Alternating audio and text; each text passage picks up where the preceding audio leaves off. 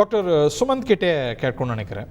சுருக்குமா doctor, ஒவ்வொரு வெயில் காலத்துலேயும் சொல்லுவோம் இந்த வருஷம் வெயில் ரொம்ப ஜாஸ்தி இல்லை அப்படின்னு, ஒவ்வொரு மழை காலத்துலேயும் சொல்லுவோம் மழை ரொம்ப மோசம் இல்லை அப்படின்னு. அந்த மாதிரியா இந்த வருஷம் வெறுப்பு பிரச்சாரம் ரொம்ப ஜாஸ்தின்னு சொல்கிறதா, இல்லைன்னா இந்த முறை நிஜமாலே has electoral campaigns had speeches gone to a new low? இல்லை, நம்ம ஆக்சுவலா இந்த தேர்தல் தொடங்குற காலத்துல அந்த அளவு வெறுப்பு பேச்சுக்கள் இல்லை.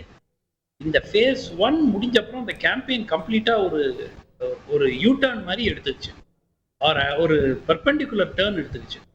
அப்போதான் பிரதமர் இந்த அவருடைய சில பேச்சுக்கள் ரொம்ப வருந்தத்தக்க வகையில அமைந்தது. ஸோ இதுல என்ன அப்படின்னாக்கா, அதனாலதான் எல்லாரும் என்ன யோசிக்க ஆரம்பிச்சாங்க, சரி ஃபர்ஸ்ட் ஃபேஸ் பிஜேபிக்கு சரியா போகல, அதனாலதான் பழைய மாதிரி இந்து முஸ்லிமுக்கு வந்துட்டாரு பிரதமர் அப்படிங்கிற ரீதியாக. ஆனால் வழக்கமா பிஜேபியிலேயே அஃபிலியேட்டட், இப்போ சாத்வி ரீதம்பரா பேசுறாங்க, பிரக்யா சிங் தாக்கூர் பேசுறாங்கன்னா அது மக்கள் பெருசா எடுத்துக்க மாட்டாங்க. அது ஒரு பெரிய ஒரு கேம்பெயின் இஷ்யூ ஆகாது. ஆனால் பிரதமரே இந்த மாதிரி பேசும்போது உங்களுக்கு நினைவு இருக்கலாம், மேற்கு வங்காளத்துல சட்டப்பேரவை தேர்தல் நடக்கிற காலகட்டத்துல you can identify them by their க்ளோத்ஸ்னாரு. அவர்கள் போடும் உடையை வைத்து அவர்களுக்கு அடையாளம் கண்டுக்கலாம் அப்படின்னு சொல்லி ஒரு ஸ்டேட்மெண்ட் சொன்னாரு. அது ஒரு பெரிய பரபரப்பை அந்த காலகட்டத்தில் ஏற்படுத்துச்சு. ஆனால் அதையும் தாண்டி இந்த முறை அவர் ராஜஸ்தான்ல பேசின அந்த பேச்சு அப்படிங்கிறது, நான் உண்மையாகவே சொல்றேன், பிரதமர் எனக்கு நினைவு தெரிந்த நாள்ல இருந்து ஒரு பிரதமர் இந்த மாதிரி பேசி நான் அது ரொம்பவே ஒரு வருந்த அந்த குற்றச்சாட்டு 2019லயும் பிஜேபி மேல எழுந்தது. நீங்க சொன்ன போல ஸ்டேட் எலெக்ஷன்ஸ்லயும் வந்திருக்கு. இன்னைக்கு அவங்க கேம்பெயின் மோட்ல இருக்காங்க. சோ கேம்பெயின் மோட்ல எல்லா அரசியல் கட்சிகள் மேலயும் இந்த குற்றச்சாட்டு எழுந்திருக்கு. இல்ல, அதை நம்ம நியாயப்படுத்த ஹரி இல்ல. ஃபர்ஸ்ட் ஆஃப் ஆல் 2 விஷயம். ஒண்ணு உங்களுக்கு ஒரு 3rd ரங்கோ 4th ரங்கிலையோ இருக்கக்கூடிய ஒரு மாவட்ட செயலாளர் இந்த மாதிரி பேசுறாரு, ஆர் ஈவன் ஒரு மாநில தலைவர் பேசுறாருன்னா கூட இது ஒன்றும் ஒரு பெரிய ஒரு இதுவா மக்கள் எடுத்துக்க மாட்டாங்க. ஏன்னா அதுக்கப்புறம் கட்சி அவருடைய சொந்த கருத்துன்னு சொல்லி அதை டைல்யூட் பண்ணி விட்டுருவாங்க. ஒரு ஷோகாஸ் நோட்டீஸ் அனுப்பிச்சு அவர் அந்த கருத்துக்கும் கட்சிக்கும் தொடர்பில்லைன்னு ஒரு லைட்டா ஒரு ஸ்டேட்மெண்ட் விட்டா அதோட முடிஞ்சிடும். ஆனால் பிரதமரே பேசும்போது அவர் எங்கு சென்றாலும் தன்னை மீண்டும் பிரதமர் ஆக்க வேண்டும் அப்படிங்கிற அடிப்படையில தான் அவர் போறாரு பிரச்சாரத்துக்கு. அவரே இந்த மாதிரி பேசும்போது கட்சி என்ன சொல்லும்? கட்சியினுடைய வியூ பாயிண்ட் அதுங்கிற மாதிரி தானே ஆயிடுது. Okay, by default. Very interesting point doctor. Allow me to இந்த இடத்துல உங்களை குறுக்கிட அலோவ் பண்ணுங்க. நான் திரு சூர்யா கிட்ட இதை முன்னெடுத்துட்டு போகணும்னு நினைக்கிறேன். இப்போ பாருங்களேன், இப்போ இந்த பிரச்சாரத்தில் 10 வருஷம் ஆட்சியில் இருந்திருக்கிறீங்க. இது ஆஹா ஓஹோ ஆட்சின்னா அதை சொல்லி வாக்கு கேட்கணுமா? நீங்கள் எனக்கு போட்டியே இல்லை அப்படின்னு நீங்கள் சொல்லக்கூடிய காங்கிரஸ் பாருங்க, அவங்க மேனிஃபெஸ்டோவில் எப்படி இருக்கு, அவங்க முஸ்லீம்களுக்கு கொடுத்துருவாங்க, இதை செய்வாங்க அதை செய்வாங்க அப்படின்னு நீங்கள் காங்கிரஸை பற்றி நீங்கள் கொண்டு போகிறீங்க. Are you jittery? நீங்கள் பதற்றப்பட்டிருக்கிறீங்களா? உங்களுடைய பலத்தை சொல்லாமல் காங்கிரஸ் மேலே குற்றம் சாட்டும் பொழுது, அதுவும் ஃபேஸ் 2ல சொல்லும்போது ஒரு பயமும், அதுவும் இந்த 400 பற்றி பேசாததும், இதெல்லாம் என்ன காட்டுது? அதாவது நீங்களும் சரி, சுமந்த் ராமன் அவர்களும் சரி, பிரதமர் இதை மட்டும்தான் பேசிகிட்டு இருக்காருன்ற மாதிரி பேசுகிறீங்க. அவர் 1 மணி நேரம் 1.5 மணி நேரம் 2 மணி நேரம் ஒரு கூட்டத்துலையும் பேசுகிறாரு. அதில் 50 நிமிஷம் 55 நிமிஷம் 1 மணி நேரத்தில் நான் என்ன வளர்ச்சி திட்டங்கள் பண்ணேன், எவ்வளோ குடிநீர் குழாய் இணைப்புகள் கொடுத்துருக்கேன், எவ்வளோ வீட்டுக்கு கேஸ் கனெக்ஷன் கொடுத்துருக்கேன், எவ்வளோ கழிப்பறைகள் கட்டி கொடுத்துருக்கேன், இதெல்லாம் தான் பேசுகிறாரு. பொலிட்டிக்கலாக ஒருத்தங்க ஒரு விஷயத்தை பேசும்போது அது ஒரு பதில் கொடுக்க வேண்டியது, புள்ளி வச்சா எது தெரியும்? இல்லை பதில் கொடுக்க வேண்டியது. இப்போது இவ்வளோ பேசக்கூடியவர்கள் எல்லாருமே உதயநிதி ஸ்டாலின் அவர்கள் சனாதன தர்மத்தை ஒழிக்க வேண்டும் அப்படின்னு பேசினார்.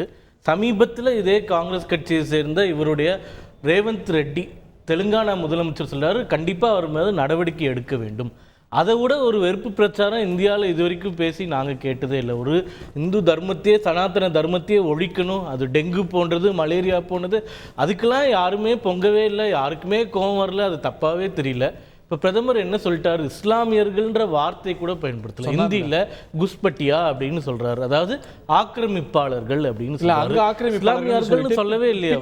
சொல்றாருல பின்னாடி அவங்க உங்க இதெல்லாம் தூக்கி அவங்களுக்கு தான் கொடுக்க இல்ல இல்ல, அது இவங்க மேனிஃபெஸ்டோல நான் என்ன கேட்கிறேன், பிரதமர் இந்த வாதத்தை எடுப்பதற்கான காரணம் என்னன்றதையும் நம்ம பார்க்கணும் இல்லையா? ஹைதராபாத்தில் பேசும்போது ராகுல் காந்தி அவர்கள் சொல்கிறார், இந்த மாதிரி நிறைய சொத்து சேர்த்து வச்சுட்டாங்க எல்லாரும், நாங்கள் வெல்த் சர்வே எடுப்போம், ஒரு இந்தியனையும் எக்ஸ்ரே பண்ணி ஸ்கேன் பண்ணி எடுத்து இல்லாதவங்களுக்கு கொடுப்போம். அதுவும் இல்லாமல் அவங்க மேனிஃபெஸ்டோவில் சிறுபான்மையினருக்கு கொடுப்போம்னு எவ்வளோ பாயிண்ட்ஸ் இருக்குது. நான் பேஜ் நம்பரோடு உங்களுக்கு சொல்கிறேன். பேஜ் நம்பர் 8 வேலைவாய்ப்பில் சிறுபான்மையினருக்கு முக்கியத்துவம், பேங்க் லோன் கொடுக்கறதுல, சரி பேங்க் லோன் கொடுக்கறது கூட பரவாயில்ல, கவர்மெண்ட் கான்ட்ராக்ட் கொடுக்கறதுல சிறுபான்மையினருக்கு முக்கியத்துவம் கொடுப்போம்னு சொல்லிட்டு, அதாவது எங்களுடைய குற்றச்சாட்டு என்னவென்றால் காங்கிரஸ் கட்சிக்கு 50 சீட்டு கூட கிடைக்காதுன்னு முடிவு வந்துட்டதுனால இந்த கவர்மெண்ட்ல உட்பட ஒரு ஒரு அங்கமா அதாவது அப்லிஃப்ட்மென்ட்ன்றது வேற, ஈக்குவல் சான்ஸ் கொடுக்கறதுன்றது வேற.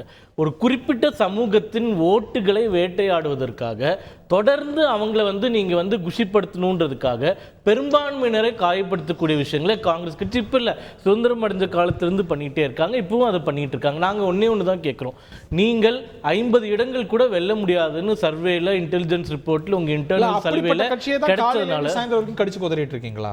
இல்ல, அப்படி உங்களுக்கு தகவல் வந்ததுனால வேற வழி இல்லாம குறைந்தபட்சம் மைனாரிட்டி கன்சாலிடேஷன் ஆச்சு பண்ணலான்றதுக்காக வாக்கு வங்கி அரசியல் செய்கிறீர்கள்னு காங்கிரஸ் கட்சி நாங்க குற்றம் சாட்டுறோம். அதற்காக தான் பதில் சொல்றாரு பிரதமர், தவிர இந்த விவாதத்தை அவர் ஆரம்பிக்கவே கிடையாது.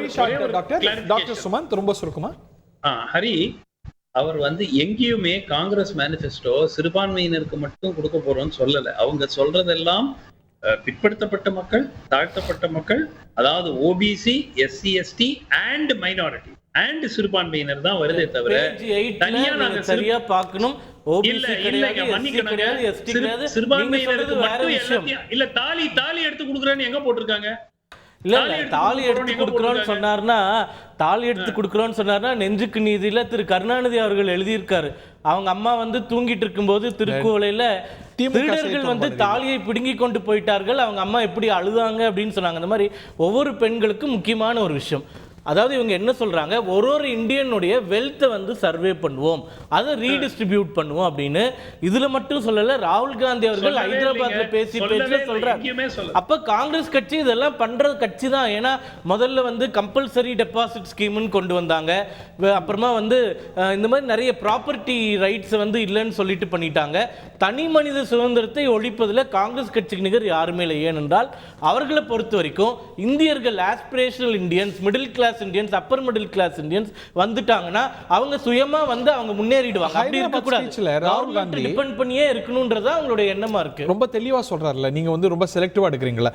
90% பாதிக்கப்பட்ட ஏழை எளிய மக்களுக்கு கொடுக்க போறோம் அப்படிங்கிறார்.